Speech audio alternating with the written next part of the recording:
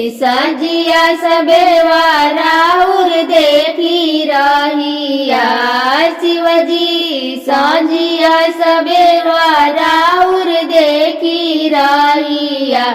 अपना भगतन के गारवा बोलैब कहिया।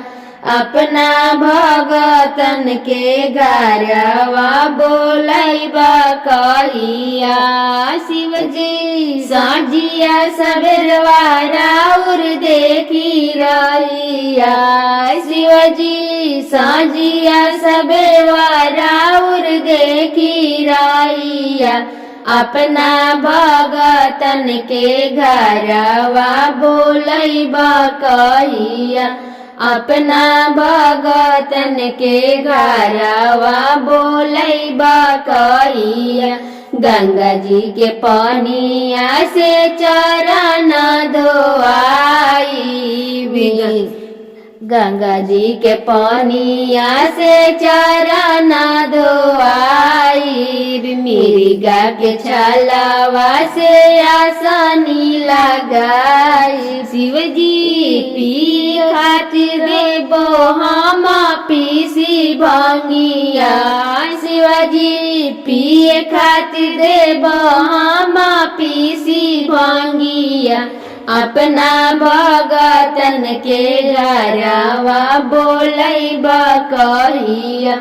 अपना भगतन के घरवा बोलैब कहिया। शिवजी सजिया सबेरवा राउर देखी रहिया। शिवजी सजिया सबेरवा राउर देखी रहिया। अपना भगतन के घरवा बोलैब कहिया। अपना भगतन के घरवा बोलैब कहिया। बसहा सवारी करिया मोरे आंगनवा। पार्वती मैया के ले अइहा संगवा। बसहा सवारी करिया मोरे आंगना। पार्वती मैया के ले अइहा संगवा। शिवजी फेरी ना नजरिया हमरे बेरिया। शिवजी फेरी ना नजरिया हम पे कबेरिया। अपना भगतन के घरवा बोलैब कहिया। अपना भगतन के घरवा बोलैब कहिया। शिवजी सजिया सबेरवा राउर देखी रहिया। शिवजी सजिया सबेरा राउर देखी रहिया। अपना भगतन के घरवा बोलैब कहिया। अपना भगतन के घरवा बोलैब कहिया। हमरा के देब शिवजी 16 हो सिंगारवा।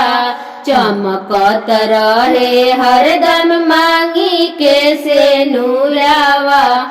हमरा के देब शिवजी 16 हो सिंगारवा। चमकत रहे हरदम मांगी के से नूरावा।